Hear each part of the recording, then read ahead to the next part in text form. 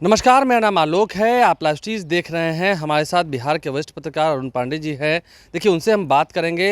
नेता प्रतिपक्ष तेजस्वी यादव हैं, जो इन दिनों दरभंगा में ठहरे हुए हैं। पटना से रोज़ हेलीकॉप्टर से वो उड़ते थे, लेकिन अब सीधा वो दरभंगा में ठहर चुके हैं और दरभंगा में रहने के बाद वहाँ कैंप कर रहे हैं। जो आसपास की मिथिलांचल की जितनी सीटें हैं, जहाँ चुनाव होने हैं, कैसे देखते हैं तेजस्वी यादव कितने सीटों पर इफेक्ट डालेंगे? क्योंकि वहाँ वो एकदम कैंप कर गए हैं, वहाँ के जो स्थानीय नेता हैं उनसे मुलाकात कर रहे हैं। नहीं देखिए, अभी थर्ड फेज का चुनाव है, तो मिथिलांचल जिसको आप कहेंगे उसमें झंझारपुर सीट के लिए चुनाव है जी।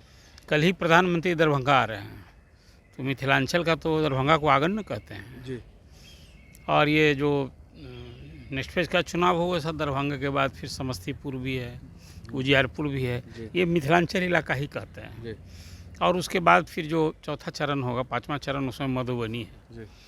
तो अब जो विपक्ष तेजस्वी यादव की बात आपने कही कि वो दरभंगा कैंप कर रहे हैं, वहीं से नेबरिंग डिस्ट्रिक्ट्स में प्रचार जा रहे हैं, हेलीकॉप्टर से जा रहे हैं।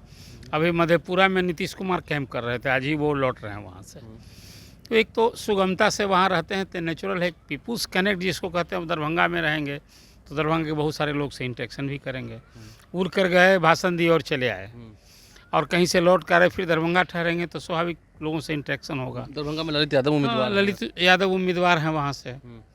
और संपूर्ण बिहार में खासकर मैं तो मानता हूँ कि राजद के लिए ये चुनाव, अकेले तेजस्वी यादव ने मोर्चा संभाल लिया, उनके साथ मुकेश सहनी घूम रहे हैं, बाकी 6 दल है महागठबंधन में, कोई और साथ जा नहीं रहा है। और इसे ज़रा इंडिया में देख लीजिए, प्रधानमंत्री आ रहे हैं, कल राजनाथ सिंह बिहार थे, तरसों पार्टी के अध्यक्ष जेपी नड्डा साथ थे, अमित शाह भी आए और फिर आ रहे हैं जी। तो महागठबंधन की ओर से तो बात सही है कि तेजस्वी ने भी इस चुनाव को भी, जैसे पिछले विधानसभा के चुनाव में, इस बार लालू जी का फिजिकल प्रेजेंस है, एक बोनस है राजद के लिए।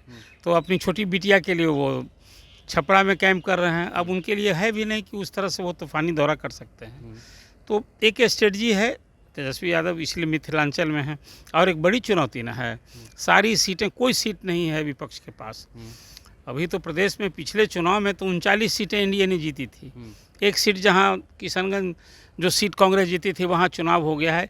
इसलिए मैं मानता हूं कि तेजस्वी ने एक रणनीति के तहत मिथिलांचल का आंगन है दरभंगा, वहाँ कैंप कर रहे हैं और वहाँ से वो प्रचार कर रहे हैं। और उनके सामने एक बड़ी चुनौती भी है। अब आप दूसरी ओर इंडिया का देख लीजिए, अब प्रधानमंत्री कल दरभंगा आ रहे हैं तो दरभंगा में ही तो फिर सिर्फ साधेंगे, दरभंगा को तो साधेंगे ही, वहाँ से मतदाताओं को एड्रेस करेंगे। अब झंझारपुर में इसी नेक्स्ट फेज में चुनाव होने जा रहा है, वो समस्तीपुर को भी करेंगे, उजियारपुर भी करेंगे, और दरभंगा जब कर रहे हैं तो नेबरिंग मधुबनी में उसी ढंग से मिथिलांचल में जो प्रभाव होगा। और संपूर्ण बिहार में एक तो ये मानना ही होगा अभी कि एक पोल है जहाँ एम-22 है। लालू जी ने इस चुनाव में कुछ जाति समूह को साधने के लिए कैंडिडेट भी बनाया है, कुशवाहा जाति को उम्मीदवार जाति को बनाया है, सहनी को साथ जोड़ा है। और बीजेपी ने भी आपने देखा बहुत चेंज तो नहीं किया है, लेकिन कहीं ना कहीं कोर वोट बैंक जिसको अति पिछड़ा कहते हैं, वो साइलेंट वोटर कहते हैं। ये जो इलाका है अभी मिथिलांचल का, चाहे वो झंझारपुर की बात करें, आप उजियारपुर की बात करें, सुपौल की बात करें, अररिया की बात करें, तो इसमें अति पिछड़ों की आबादी, जिसको बिहार में 112 जातियां हैं, 36% उनकी आबादी है। अब उसको साधने के लिए, अब तो पिछले चुनाव से पिछले अभियान में मैं देखा कि प्रधानमंत्री तो विभिन्न जाति समूह का नाम लेकर अब उसको एड्रेस करने लगे हैं। खुद को उन्होंने कहा कि मैं भी पिछड़ी जात का हूँ, और कई अति पिछड़ी जातियों का नाम लिया मुंगेर की सभा में और अररिया की सभा में। तो इसलिए ये जो चुनाव है बिल्कुल जिसको कहते हैं कि अपनी पूरी ताकत लगा दी है।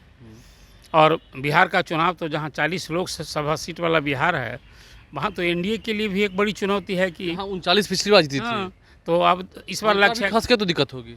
देखिए, सब कुछ के अलावा फिर मैं मानता हूँ, हमेशा आपसे ये बात मैं कह रहा हूँ कि इस बार का जो 18वीं लोकसभा का चुनाव है बिहार के मुतालिक, उसमें एनडीए के लिए जो 39 जीती हुई सीटें हैं, उस पर फिर उस जीत को दोहराना एक कठिन चुनौती है।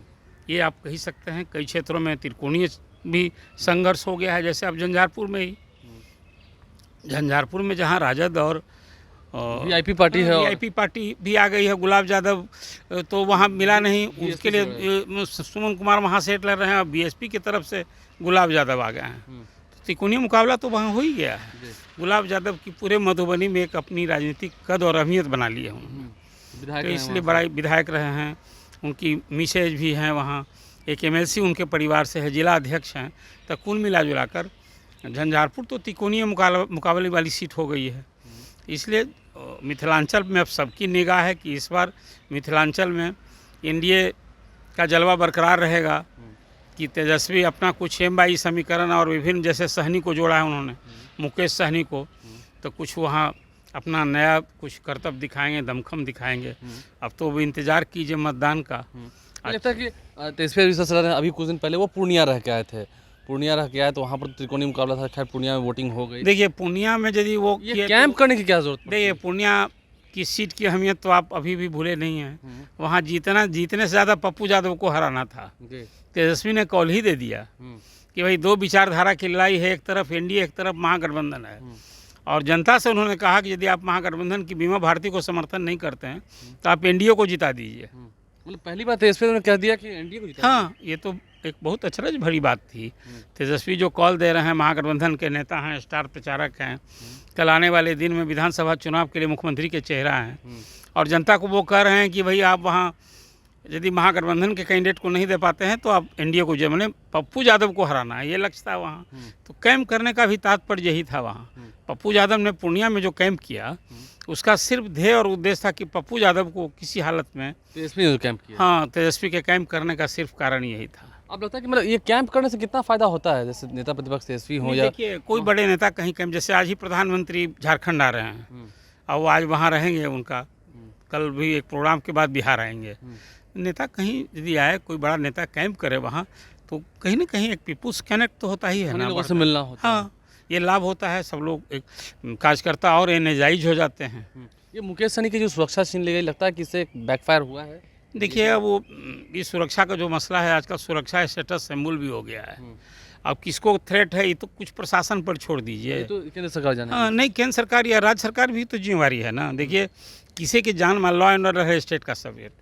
अब कुछ लोगों तो कभी अभी जो केंद्र सरकार की ओर से कई नेताओं को जो सुरक्षा मिले, यही तो खेल होता है। ये सुरक्षा भी जो है ना, ये तो एक तो स्टेटस सिंबल में मानता हूँ। श्रृंगार हो गया। हाँ हाँ बिल्कुल, बड़ा नेता होने की एक पहचान हो गई है कि आप आए और आपके इर्द गिर्द 8-10 जवान के आप घेरे में हैं तो अचानक आप वीआईपी हो गए, बोले आप कुछ ना। हाँ हाँ, अब जिन कई नेताओं को आप देखिए ना, मुकेश सहनी को अभी सुरक्षा मिली थी क्या, कुछ अभी तो कोई पदधारक भी नहीं थे, और वो भाजपा के करीब हुए तो उन्हें इतनी बड़ी सुरक्षा मिल गई, और हटे तो सुरक्षा छीन गई। तो इस सुरक्षा भी जो है ना एक सियासी श्रृंगार हो गया है, सियासी दाव पेंच का मामला हो गया है। देखिए श्रृंगार छीनने के बाद काफ़ी दिक्कत होती है।